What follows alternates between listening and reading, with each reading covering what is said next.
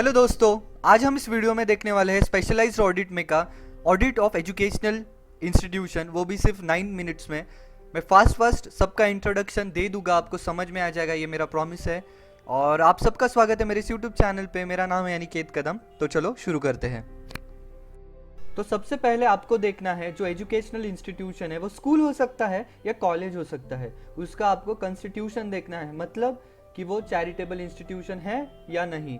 अगर हाँ तो आपको वो चैरिटेबल इंस्टीट्यूशन को कौन सा ट्रस्ट एक्ट एप्लीकेबल होता है वो चेक करना पड़ेगा। इसका बेनिफिट आपको होगा कि उसके प्रोविजंस आपको समझ में आएंगे और आपको ऑडिट करने में आसानी होगी।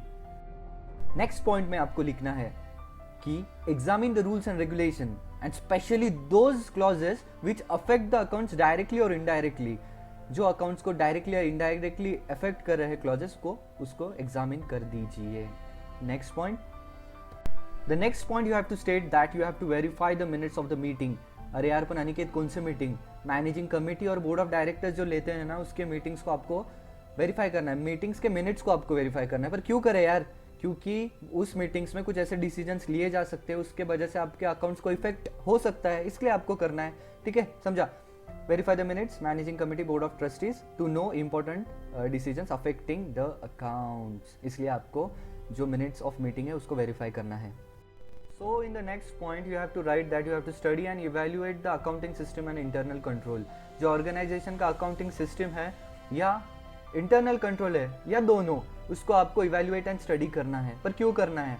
ऐसे ही थोड़ी ना फालतू में करेंगे, क्योंकि उसके ऊपर आपको समझेगा कि उस वो ऑर्गेनाइजेशन का अपने को ऑडिट कौन से एक्सटेंट तक करना है। ऊपर से करना है या बहुत डीप जाके करना है। ऑडिट अकाउंटिंग सिस्टम बहुत तगड़ा है, इंटरनल कंट्रोल बहुत तगड़ा है, फ्रॉड नहीं हो सकता है, तो उसके ऊपर से आपको समझ में आ जाता है। तो नेक्स्ट हमें पढ़ना है कि fees received from the students, ये एक मेन सोर्स होता है इनकम का। तो इसे हम थोड़ा डिटेलिंग में देखेंगे कि हमें क्या लिखना चाहिए और क्या नहीं लिखना चाहिए। तो सबसे पहले हमें देखना है कि fees received from the students और should be checked with the counter files of the receipt issued. जो रिसिप्ट इशू होते हैं उससे हम चेक कर सकते हैं कि कितनी फीस रिसीव हो चुकी है। Same goes with the laboratory fees and the admission fees. ये दोनों का आपको वाउचिंग करना होगा। तो आप क्या चेक करने वाले हो? Counter files of the receipt issued. ठीक है, कुछ और बातें भी आपको चेक करना है काउंटर फाइल्स ऑफ रिसिप्ट्स के साथ, कि वो जो कैश आपके एजुकेशनल इंस्टीट्यूशन में डिपॉजिट हो रही है वो बैंक में कब जा रही है, मतलब system of depositing the cash in the bank, वो भी चेक करना बहुत ज़रूरी है कि कितने दिन कैश अपने हाथों में पड़ी रह रही है और कब बैंक में जा रही है। ये भी बहुत इंपॉर्टेंट चीज़ है, आपको नोटिस करनी चाहिए, नोट डाउन करनी चाहिए। तो चलो, और एक चीज आपको देखनी है कि आपके बुक्स ऑफ अकाउंट्स में कोई फीस रिसीवेबल दिख रही है या कोई फीस रिटर्न ऑफ हो रही है या नहीं। जो फीस रिटर्न ऑफ हो रही है उसे मैनेजिंग कमिटी ने परमिशन दी है या नहीं, वो भी आपको चेक करना पड़ेगा, क्योंकि कोई भी फीस आप राइट ऑफ नहीं कर सकते। और कुछ फीस आउटस्टैंडिंग है तो वो क्यों है वो भी आपको इंक्वायर करना पड़ेगा। और दूसरी बात, आपके बुक्स ऑफ अकाउंट्स में कोई आउटस्टैंडिंग फीस दिख रही है या एडवांस में फीस मिली हुई दिख रही है तो उसे अकाउंट कीजिए सेपरेटली, उसे मिक्स मत कीजिए एक दूसरे के साथ। अभी एजुकेशनल इंस्टीट्यूशन के दूसरा भी कोई इनकम हो सकता है फीस रिसिप्ट के अलावा, तो उसके बारे में हम पढ़ेंगे।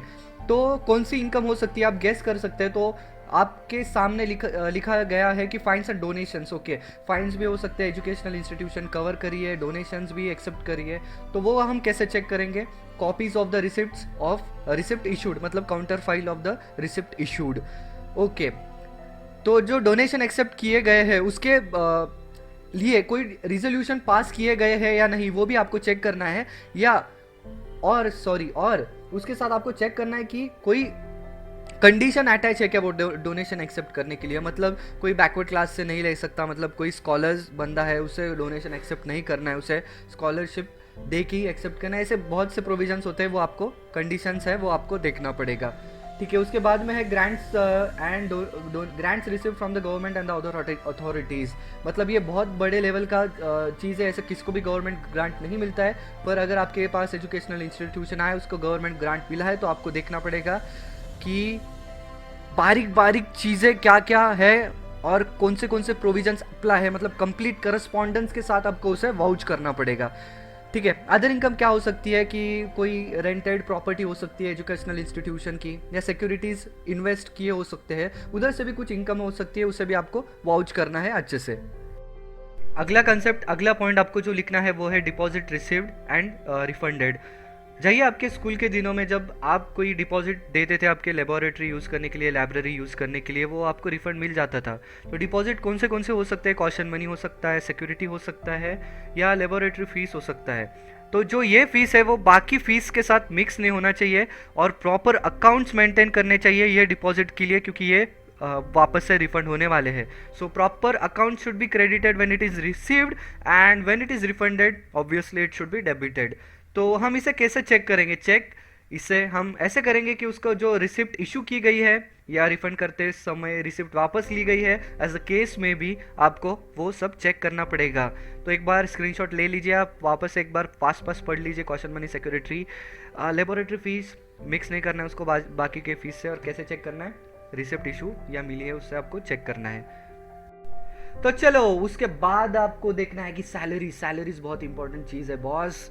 एजुकेशनल इंस्टीट्यूशन में बोले या किसी भी ऑर्गेनाइजेशन में बोलो, तो जो टीचिंग स्टाफ है या नॉन टीचिंग स्टाफ है उसका आपको सैलरी मेंटेन करना पड़ेगा। आपको सैलरी रजिस्टर है उसको भी चेक करना पड़ेगा कि क्या कितनी सैलरी किसको दी जा रही है, कितनी नहीं दी जा रही है। उसके बाद में आपको देखना है कि प्रिवेलिंग रूल्स एंड रेगुलेशन के हिसाब से सैलरी दी जा रही है या नहीं। उसके बाद देखना है कि डिडक्शंस या टैक्स का एकदम दिमाग खाऊ टॉपिक है। डिडक्शंस प्रॉपरली अकाउंट हो रहे या नहीं वो आपको भी देखना है। उसके बाद देखना है कि पीएफ एंड ग्रेच्युटी ड्यूज है वो रेगुलेशन के हिसाब से प्रॉपर अथॉरिटी के पास प्रॉपर टाइम में डिपॉजिट हो रहे हैं या नहीं, वो आपको चेक करना है यार, आप ऑडिटर हो। तो चलो आगे बढ़ते हैं, अगला पॉइंट क्या है? तो आपको देखना है अदर एक्सपेंडिचर, बाकी छोटे मोटे खर्चे होते ही है, आप तो समझ ही सकते हो। तो वो भी आपको देखना है। Expenditure should be check. कौन से एक्सपेंडिचर हो सकते हैं? यानी हो सकते हैं कन्वेंस हो सकता है बॉस, प्रिंटिंग एक्सपेंसेस हो सकता है, ये सब आपको चेक करना है। कहाँ से चेक करना है बोल अनिकेत?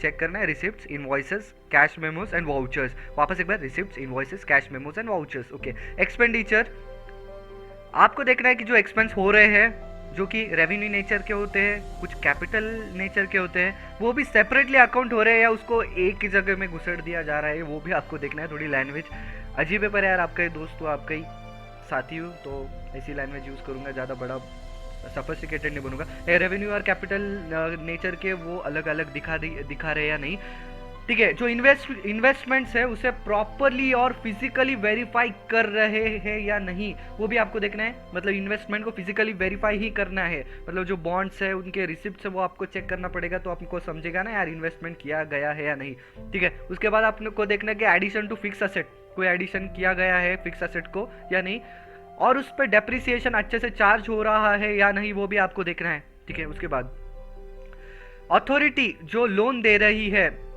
उसको भी आपको वेरीफाई करना है। किसको किसको लोन देती है यार एजुकेशनल इंस्टीट्यूशन? कुछ भी बोलता है कह रहे तू, अरे नहीं बॉस देते हैं, स्टूडेंट्स को देते हैं, एम्प्लॉयज़ को देते हैं, लोन देते हैं बच्चों को जो मतलब गरीब घर के होते हैं, एम्प्लॉयज़ को ज़रूरत पड़ गई तो उनको लोन देते हैं। तो उसकी प्रॉपर अथॉरिटी कौन है वो आपको चेक करना है कि वो सब चीज़ें ध्यान में रखते हुए लोन दे रहे हैं या नहीं, ठीक है। उसके बाद आपको लग रहा है कि यार ये लोन देने के बाद कुछ डाउटफुल रिकवरी है यार, ये पैसा नहीं आने वाला है, ठीक है, आउटस्टैंडिंग अमाउंट है यार, ये बंदा बहुत दिनों से पैसा नहीं आ रहा है, तो वो भी आपको वाउच करना पड़ेगा अच्छे से। पर किससे वाउच करेंगे आप? वो बैलेंस कंफर्मेशन सर्टिफिकेट होता है, वो इशू होता है टाइम टू टाइम और अपने पास भी रहता है कॉपी, तो उससे आपको चेक करना है, वाउच करना है कि कितना अमाउंट ड्यू है, कितने अमाउंट आने हैं। वो टीमिंग एंड लीडिंग एक मैंने वीडियो बनाया, वो आप ज़रूर देखिए।